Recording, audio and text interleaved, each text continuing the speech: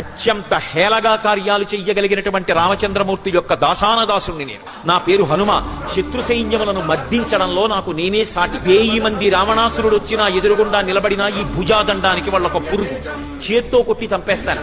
నాకు ఆయుధములక్కర్లేదు. నా పాదముల చేత తొక్కేస్తాను, మోకాళ్లతో పొడుస్తాను, నా వక్షస్థలం చేత కుమ్మేస్తాను, రాళ్లు పెట్టి కొడతాను, చెట్లు ఎత్తి విసురుతాను, పర్వత శిఖరములను అత్యంత హేళగా చేతిలో రాళ్లు పట్టుకున్నట్టుగా పట్టుకుని విసిరి కోట్ల సైన్యాన్ని సంహరిస్తాను.